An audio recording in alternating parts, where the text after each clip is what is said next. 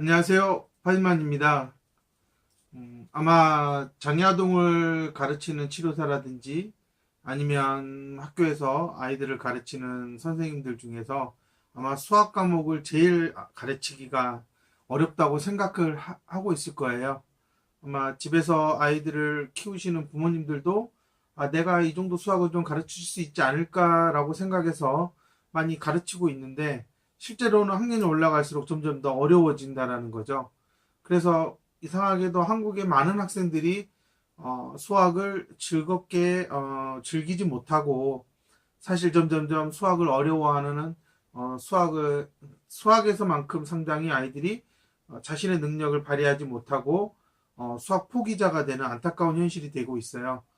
그렇기 때문에 초등학교, 중학교, 고등학교로 올라갔을 때 거의 고등학교에 들어가면 현재 학교에 있는 선생님들은 거의 대다수의 학생들이 고개를 퍼묻고 거의 엎드려 자는 그런 경우도 볼 수 있다라고 얘기를 합니다. 물론 이제 그렇게 생각한다면 아무래도 초등학교, 중학교 때 공부를 얼마나 체계적으로 했느냐, 수학을 어떻게 즐기며 고등학생이 되었느냐가 상당히 중요한 부분이 되겠죠.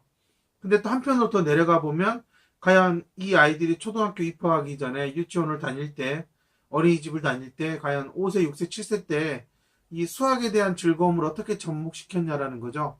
아마 대부분의 아이들이 나름의 필요에 따라서 거의 대부분 학습지에서 하는 연산 교육을 많이 받게 되죠. 그래서 계산을 빨리 해야 된다라는 거죠. 근데 사실 학년이 올라가면 올라갈수록 계산이 빨라지는 게 문제에서 중요한 게 아니라 무엇보다도 문제를 어떻게 정의하고 그 문제에서 원하는 답을 찾아내는 방법을 찾을 수 있냐라는 거거든요. 이런 점에서 사실 저는 개인적으로 초등학교 들어가기 전에 아이들한테 학습지로서 숫자를 가지고 계속 더하고 빼고 하고 하는 식에서 빨라지고 느려지는 그것을 가지고 아이를 평가한다는 것은 상당히 위험하다는 생각을 가지고 있고요. 그런 데서 아이들이 상당수가 맞고 틀리는 것에 민감하게 반응을 하고 또한 자신의 어떤 연산 능력이 떨어지는 것이 결국은 수학 능력과 밀접한 관련이 있어서 결국은 자신은 수학을 못하는 학생인가 봐라고 생각하게 되는 그러한 이제 고정 마인드셋을 갖게 된다라는 거죠. 그렇기 때문에 그 친구들은 수학뿐만 아니라 다른 영역에서도 나는 이걸 할 수 없다라고 생각하게 된다라는 거죠. 쉽게 포기하게 되는, 직접 경험도 해보지 못하고 도전할 수 있는데 도전까지 거부하는 그런 안타까운 상황들이 학교에서 벌어지고 있다라는 겁니다. 아마 각 교과목을 가르치는 선생님들도 이렇게 수학에서 흥미를 잃어버린 아이들이 점점점 학년이 올라갈수록 다른 과목에서도 눈에 띄게 그러한 학습에 대해서 무기력해지는 그런 모습을 볼 수 있다라고 말씀을 하고 있습니다. 아마 전국에 있는 많은 수학 교사들이 어떻게 하면 정말 수업 시간이 빵빵 터지고 웃음이 터지면서 선생님 재밌어요, 이런 수학을 하고 싶어요 하는 그런 수학을 가르치는 날이 올까 해서 많이들 이렇게 연구도 하시고 고민도 하시는 것 같아요. 저도 이렇게 장애 아동을 교육해보고 또 일반 아동도 이렇게 FI 프로그램을 중재하면서 저는 이 아이들에게도 분명히 수학을 잘할 수 있는 능력이 있다라는 것을 참 많이 보고 있고요. 그걸 통해서 아이들에게 지금까지 봐왔던 수학과 이 생각을 통해서 풀어내는 수학이 얼마나 다른지를 제가 경험시켜주고 있습니다. 그러기 위해서 뭐 많은 노력들을 하고 있고요. 근데 저는 이제 개인적으로는 10년 가까이 FI 프로그램을 기반으로 제가 아이들을 중재하고 있기 때문에 사실 저는 뭐 장애아동이나 일반 아동이나 현재의 그런 이러한 수학을 능력을 키우기 위한 교육적인 여러 가지 방법들에서 가장 놓치고 있는 부분이 무엇인가에 대해서 저는 항상 고민을 해왔고요. 그 과정 중에서 아마 수학을 가르치고 있는 선생님들, 학원 선생님이나 뭐 과외 선생님이나 뭐 수학 교사들 모두가 한계에 봉착하는 것은 결국은 이 아이가 도대체 이 문제를 보고 어떻게 바라보고 있고 어떻게 이 문제를 풀려는 그런 계획을 세웠고 그래서 이 아이는 과연 손으로 풀어내는 능력이 있냐라는 것을 생각하지 않고 기존에 있는 문제를 이 아이가 왜 이해를 못할까? 나는 이해를 하는데 라고 생각한다는 게 좀 어떻게 보면은 간과하고 있는 부분이 아닐까 생각이 들어요. 어쨌든 교과서 내에 있는 문제를 풀건 문제집에 있는 수학 문제를 풀건 결국 그 문제와 아이와 어떻게 관계를 맺느냐라는 게 상당히 중요한데 이 기존의 선생님들은 이미 자신이 풀고 풀 수 있고 또한 이것을 이해하고 있고 이 공식에 적용되는 용어들에 대한 정확한 정의를 가지고 있는 상황에서는 왜 이 아이들이 이렇게 이해하지 못할까라고 생각을 할 거예요. 근데 한편으로는 과연 우리도 이러한 수학 문제를 풀어오는 과정에서 어떻게 배웠는지를 한번 생각해 봐야 된다는 거죠. 예전에는 아무래도 우리나라가 항상 강조하듯이 주어진 문제를 제한 시간 안에 풀어내고 그러기 위해서는 뭐든지 빨라야 되고 공식도 외워야 되고 하는 그러한 기술적인 접근을 많이 해왔고요. 또한 대다수의 선생님들이 지금 그런 교육을 통해서 현재 학교에서 교사로서 활동을 하고 있기 때문에 우리가 배워왔던 방식이 과연 이 시대에도 과연 필요할까에 대해서 한번 고민을 해봤으면 하는 게 제 개인적인 생각이에요. 그렇기 때문에 제가 FI를 배우면서도 가장 매력 있다고 생각했던 부분은 이 아이들이 문제를 못 푸는 원인을 어떻게 접근하냐 했을 때 FI 프로그램에서는 이 아이의 인지적인 기능이 어떤 단계에서 문제가 있는지를 먼저 체크해보고 나서 그 아이들의 인지적인 기능이 보완시킬 수 있도록 또한 그 기능을 만약에 활용할 수 없다면 그 기능을 활용할 수 있는 과제를 제시해서 그 능력을 갖출 수 있게 먼저 한 다음에 수학 문제와 연결시켜서 이 아이가 인지적인 기능을 제대로 활용해서 문제를 해결할 수 있는 능력을 갖추게 한다라는 거. 저는 이제 이 부분에서 FI 프로그램이 상당히 매력이 있다라고 생각했고, 제가 지금까지 장애 아동들에게나 아니면 수학에 상당히 어려움을 느끼거나 피하려고 하는 학생들에게 FI 프로그램의 방법을 적용했을 때 훨씬 더 아이들이 기존의 수학을 바라보는 관점이 많이 바뀔 수 있다라는 거죠.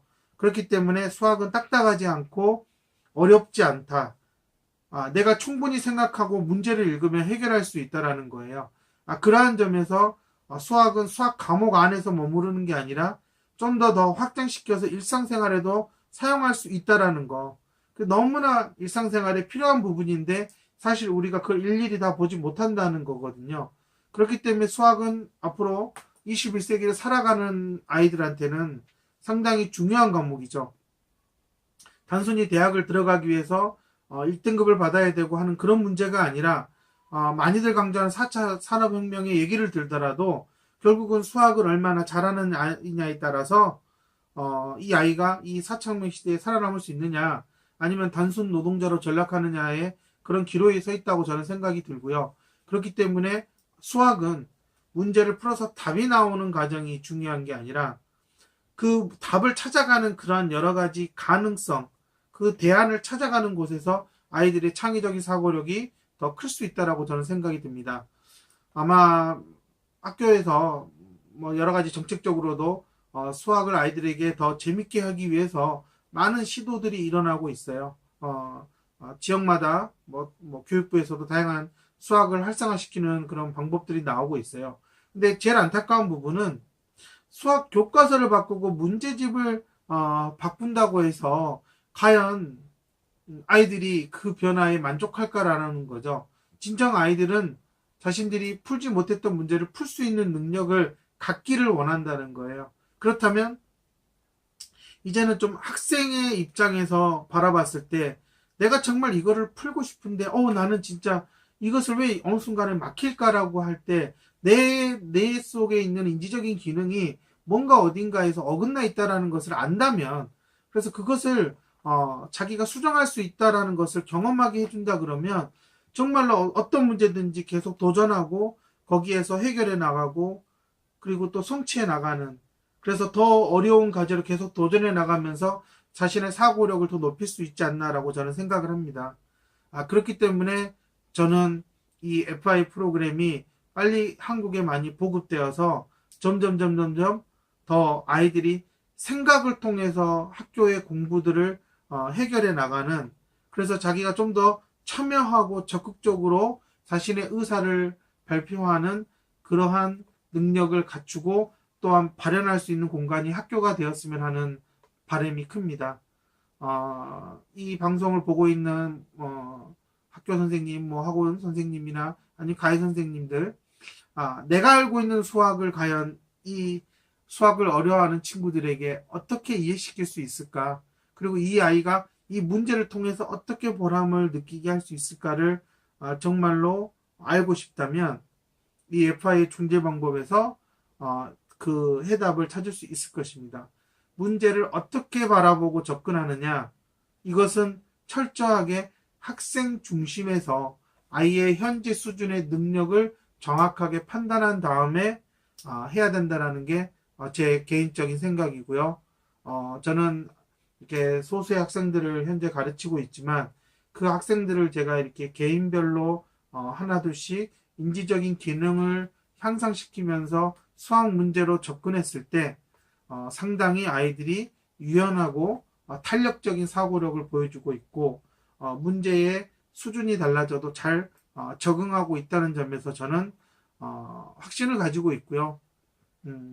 지금은 문제 풀이 방법을 어떻게 쉽게 가르치냐가 중요한 게 아니라 지금은 아이가 스스로 생각해서 문제 풀이 방법을 자신만의 방법으로 하나둘씩 단계를 세워가면서 과정을 완성해 가는 경험이 저학년 때는 필요하다고 생각이 듭니다. 저는 우리나라의 많은 아이들이 단순 연산에 질리지 않고 진짜 인간의 삶과 관련되어 있는 자신의 일상생활과 관련되어 있는 수학을 할 수 있기를 저는 진심으로 바라고 있고요. 그 방법이 지금은 저는 FI가 최선이라고 생각을 하고 있습니다. 기회가 된다면 FI를 좀 더 접해보시고 아마 경험해 보신다면 아마 제가 지금 말하는 것이 얼마든지 가능하다는 것을 아마 알게 되실 겁니다. 제 강의가 조금이라도 선생님들이 고민하는 그런 부분에 대해서 방향을 좀 제시해 줄 수 있었으면 하는 바람입니다. 감사합니다.